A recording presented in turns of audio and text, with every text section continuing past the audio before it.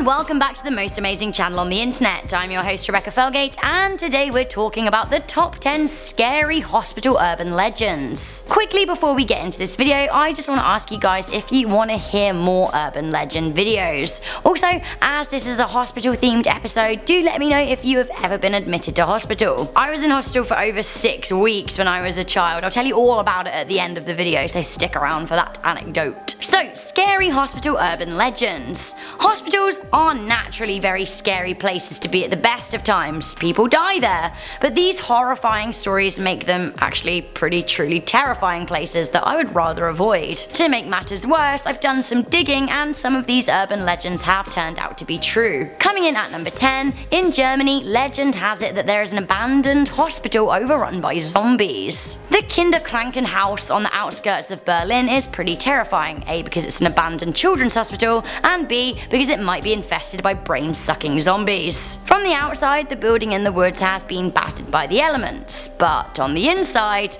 well, who knows. Urban legend has it in the nearby town that the old abandoned hospital is home to a number of zombies waiting to strike. Those who dare visit the location have taken some terrifying pictures of the interior and exterior, although I haven't seen any zombies. My question is, are they regular zombies or are they child zombies? Either way, ugh. Coming in at number 9, we have the Killed by Death legend. Killed by Death is an urban legend that focuses on sick kids in a children's hospital. Children are admitted to the hospital with severe flu-like symptoms and see a creepy, nightmarish monster stalking the corridors at night. Those still ill with the flu are taken one by one at night by Kinderstod, which means child's death in German. The Kinderstod sucks out the kids' souls, leaving them to die prematurely, although doctors think it was their just a weak immune systems killing them. Only people with the flu can see the monster, leaving healthy people to think the kids are delirious when they complain of seeing the beast. It turns out that while this creepy child-killing monster seems like the stuff of urban legends, after some digging I found out it was actually an adapted creepypasta from a 1998 episode of Buffy the Vampire Slayer. Thought it sounded pretty familiar. Coming into number 8, we have the Red Wristbands urban legend. The wristband story is a creepypasta about a doctor who sees dead people. Basically, the story goes that Dr. Ullman was working as a surgeon and unfortunately couldn't save the life of one of his patients. As a signifier that the patient was dead, Dr. Ullman placed a red wristband on the deceased. After cleaning up and taking a moment, Dr. Ullman hopped into the hospital elevator to take a break in the cafeteria. As he was heading downstairs, a woman in a hospital white gown hopped in after him. Ever the gent, Ullman asked what floor the woman was heading to. She said she was expected in the morgue. Baffled, Dr. Ullman noticed another patient trying to jump in the elevator, but unfortunately they missed as the doors closed in his face. Ullman locked eyes with the man before the doors shut. He went white, he thought he'd seen a ghost. The lady asked what was wrong. He said that he thought that the man was a patient who had just died. The woman asked how he could be sure, and Dr. Ullman said that he was wearing a red wristband. The woman then smiled, held up her arm and said, "Like this one?" The elevator went down. Coming in at number 7, we have the popular real-life urban legend that you should never go to a hospital at the beginning of a fiscal year because you'll get hurt. Ooh, fiscal year, talk sexy to me, top 10 list. Love me a fiscal year. Seriously though, this is actually an urban legend. People think that if they go to a hospital, particularly like a training hospital, they're likely to suffer an injury at the hands of doctors. Why? Because the new fiscal year marks a new intake of junior doctors who are inexperienced. While there is some slight evidence to back this up, healthcare providers insist that this is just an urban legend. Coming into number 6, we have babies switched at birth. We've all heard the urban legend of 2 babies born in the same hospital getting switched at birth, right? They're then brought up by the wrong families, and on their 18th birthday they find out they were actually switched. It's a classic. There was even a TV series about it on ABC. This is actually what happens sometimes though, guys. How scary would it be to realize that you were actually from a whole other family entirely, and you could have had a very different life? Now this happened to Doris Grudenwald, born in 1990. 27 years later, following routine blood tests, she found out that she'd been given to the wrong family. Speaking to local news outlets, she said, "My whole body started shaking. It was like the ground under my feet disappeared." The woman from Australia took university hospital grads to court, and the medical facility were ordered to pay 90,000 euros in damages. Honestly, I don't feel like that's enough though. Okay, so this is a crazy story at number 5. We have toxic blood infecting a hospital. On a cold February evening in 1994, a 31-year-old woman, Gloria Ramirez, visited a hospital in Riverside, California. The woman was ill and had previously been diagnosed with cervical cancer. Now the woman had some very unusual symptoms. Her heart was beating rapidly, her blood pressure was plummeting, and she was taking slow, shallow breaths. She was injected with Valium and other drugs to sedate her. When she was stripped of her clothes, doctors noticed that her body was covered in an oily sheen and there was a garlicky odour coming from her mouth. When her blood was taken, doctors noticed that it smelled very strongly of ammonia. The medics who had taken her blood soon became queasy and then fainted.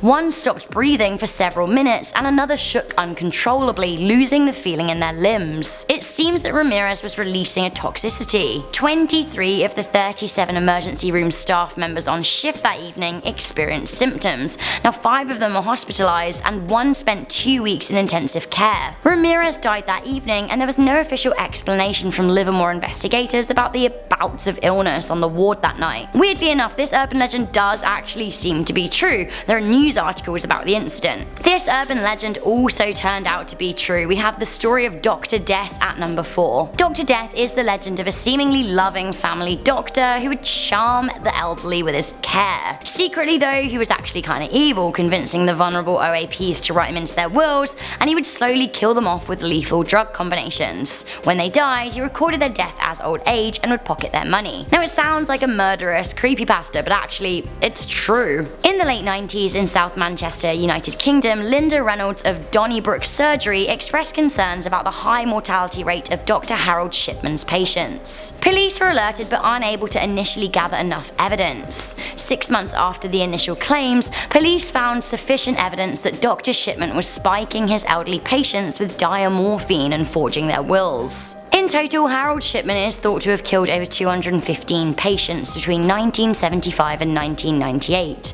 215. The majority of his victims were women, although he did kill some men. The majority of his victims were also usually over the age of 75. The youngest was in their 40s. Coming into number 3, we have the legend of Kingseat Psychiatric Hospital. You could literally not pay me to go here, like nothing, no money. This is an old abandoned mental asylum in New Zealand of all places. Staff were nasty to patients with many abuse claims and even murder claims coming from relatives of those admitted to the facility. Interestingly, despite many patients dying in their stay at Kingseat, it's said by locals that more staff members and nurses died than any of them. There are some suggestions that something in the place led people to suicide. Now the building is abandoned, which makes it even creepier. I have no idea why you would ever visit, but if you did, you can still see the scratch marks on the walls where patients tried to claw their way out of the rooms. That is not all you might find either. It seems that the building has been at the centre of paranormal investigations for years, with local legends saying that the building is haunted by as many as 100 ghosts. Most famously, the ghost of a grey-looking nurse is said to stalk the halls. Just get me away from there. Coming in at number 2, we have the legend of the Russian sleep experiment. The Russian sleep experiment was a hospital experiment that was said to have taken place in Soviet Russia on political prisoners during World War II. Russian doctors were reportedly fascinated by the reason why people sleep, what would happen if people didn't, and the use of sleep deprivation as torture. Prisoners were told that they would be freed if they took place in a 30-day experiment. Allegedly, a special gas was used by medics to keep patients awake. For 5 days, patients were seemingly okay-ish, but after the 5-day mark, they became increasingly paranoid and erratic. After 9 days, they started screaming until they tore their vocal cords. The patients then began smearing their feces all over the room that they were in.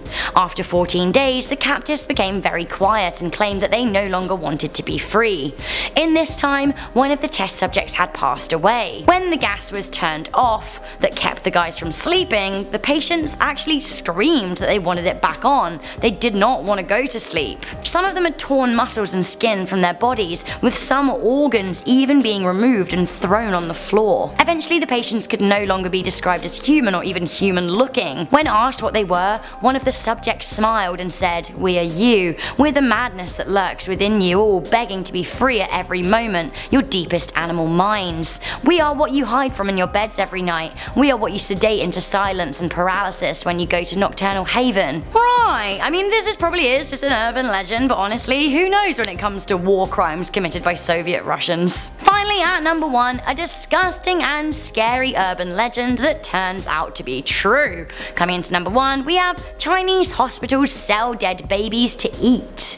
What is this? The rumour was that a number of hospitals in China were selling aborted child fetuses, as Chinese people believed that eating them would boost their stamina and sexual health. This, unfortunately, is the truth. This was happening. It was even reported that surgeons were eating the fetuses themselves. Now, in 2011, South Korean customs seized 17,000 pills containing powdered baby flesh that had been smuggled in from China. There was a documentary made about the practice that aired in South Korea that showed doctors refrigerating dead babies. The undercover reporter learned that corrupt medics at hospitals were selling the dead babies on to paying customers who wanted to eat them for their health. One anonymous consumer even said that he'd cook the fetuses in a soup with ginger and orange peel. How disgusting is that? So guys, there we have it. That was the top 10 scary hospital urban legends. Which of these do you think is the scariest? Let me know in the comments section down below. Now, at the very beginning of the video, I said I would tell you guys about a time that I was in hospital. Some of you may or may not have seen my scar in a few of my videos. So, I was in hospital for 6 weeks when I was 6, and I had my 7th birthday in hospital. But the good thing about it is when you have a birthday in hospital that you get like literally all of the presents. They opened up a cupboard and was like, pick. So that's a happy ending to that story, kind of. Also, I'm alive, which is the happiest ending of them all. So guys, tell me what you think the scariest urban legend on this list was. Also, don't forget to let me know if you've ever been to hospital and what for. If you like this video, make sure you give it a good thumbs up, share it with a friend, and stay subscribed for more most amazing lists. I'm your host, Rebecca Felgate. If you want to connect with me on Instagram, my link is in the description box down below. Until next time.